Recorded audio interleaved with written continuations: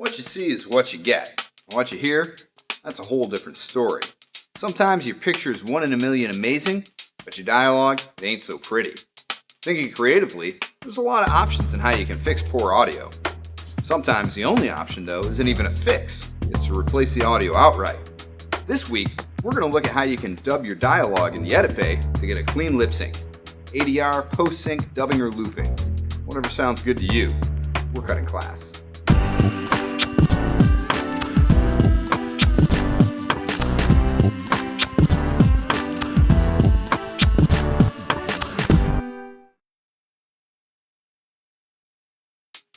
Unless you own some specialized equipment and software, there's nothing really automated about automated dialogue replacement, or ADR. It's a tedious process that's usually left for the Hollywood soundstage. Truth is, it's a reality that's achievable for those who have a little bit of patience and know what details to look for. Now, there are times where you are going to want to dub your audio, and situations where you best want to avoid it. We're not even going to worry about making that decision though today, and instead, we're just going to look at how you can make ADR work with some common tools that are available in the Edit Suite. A little bit more on dubbing. Let's watch this. You and your dubs. You mean like rims for my car? Not those type of dubs, you gangster. I mean dubs as in lip sync. When you have a moving image with accompanying audio dialogue, the human brain makes a connection. In human speech, the movements and shape of the mouth correspond with the audible building blocks of language. These audible blocks are known as phonemes, and the corresponding movements are known as visemes. If the visemes and the phonemes are in sync, the spoken dialogue is easy to understand. So when you're making a dub, don't double up your audience. Make sure your dubs are floating on their lips. I wonder if they ever have to dub these wonderful educational films. Okay, let's get started. Here's our clip. Notice the audio is not too good. You could say that again. It'd be a royal mess to try and take that out. You could We say can't that reshoot, again. but we You can could say replace that it. again. Here's what we'll need. An NLE, even though this is about audio, we are editing video. Talent. It's always good to have your voices match. Microphone. If you're only replacing a portion of the dialogue, use the mic from the original recording so you have matching mic signatures. Isolated recording area, such as a recording booth, a quiet room, or space. An audio app with a looping function so you can play the clip over and over. Headphones, for your talent to hear the original take while they record the new audio. And an ambient track of the environment of your video's setting. Hopefully you remember to record some, or you have something that matches the environment of the footage. First things first, we need to identify and isolate the clip we want to replace. I'm going to do this in my NLE by trimming the clip to what I need and placing it at the head of a new timeline without anything else in it. Then I'm going to export this clip, video and audio, into a format that will work with my audio app. We're going to do this in an audio app because most NLEs will only allow you to move your audio at frame levels. In standard video, that means you can only set your audio every 1/30th of a second.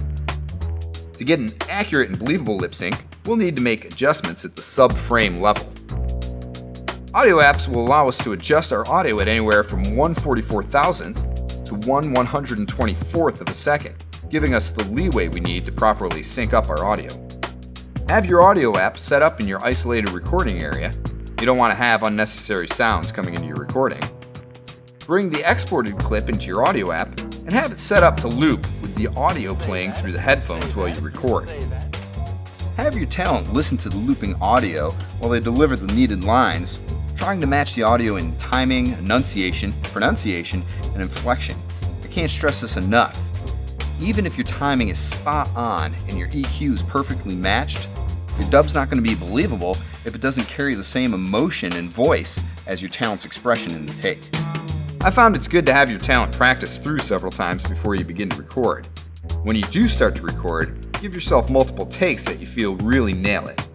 It's not uncommon to have over a dozen takes for one short phrase.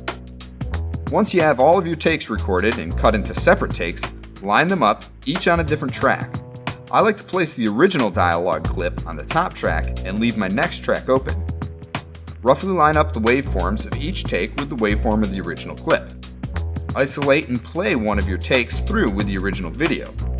You may have some parts that sync up, but it's not going to work or be believable unless every bit is right on mark. You can say that again. This is where the tedium begins. Turn off all the tracks except for the original. Set markers for the very start of the first syllable, another for the peak of its waveform, and another for the end of the syllable's waveform. Set the in and out point of your multi-track to cover this span that you've now marked with these 3 markers. This way your playhead will loop over this first syllable. Go down to your first take and turn that track on. Try to line up the first syllable of your first take with the markers set from your original dialogue. If they're significantly different, turn off take 1 and move on to your next take. If they do line up, play both the original and the selected take at the same time to audibly check the sync between the 2 clips. It also helps to A/B the 2 tracks and see if you can discern a notable difference. Cycle through all your takes until you find the best match for the first syllable. When you do, use your razor blade or cut tool to cut the syllable out from the take. Select the syllable, hold down your Shift and Option keys, and drag it into the empty track underneath the original track. Holding down the Shift and Option will duplicate the selected portion into the track while not allowing it to slide back and forth in time. We're now going to repeat this technique for the second syllable. Set markers for the start, peak, and end of the syllable. Set the in and out points of our multi-track to loop over this portion or syllable.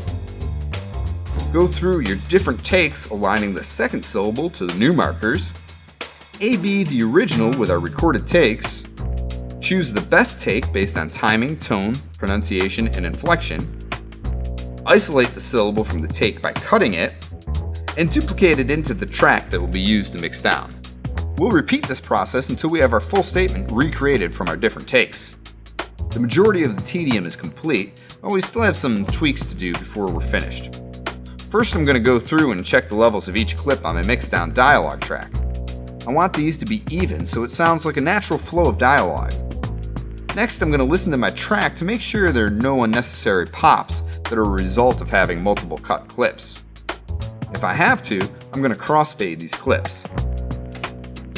Be careful when doing this though, because you may introduce dialogue that you didn't select to use, and the result can be this odd chorus sounding effect that'll ruin your audio. Loop your new audio track through with the original to make sure everything syncs up and sounds correct. A/B these 2 tracks to give yourself a final check on the audio portions. Alright, let's add a new track just under our dialogue track. We're going to take our room tone and ambience that was recorded and place it into the track and adjust its levels so it's comparable in relation to our dialogue, just as the room tone of the original track was to the dialogue in the original track. Be sure that only our newly created dialogue track and room tone track are the only tracks that are on, and export this as a mixed down track in a format that will be usable in your NLE.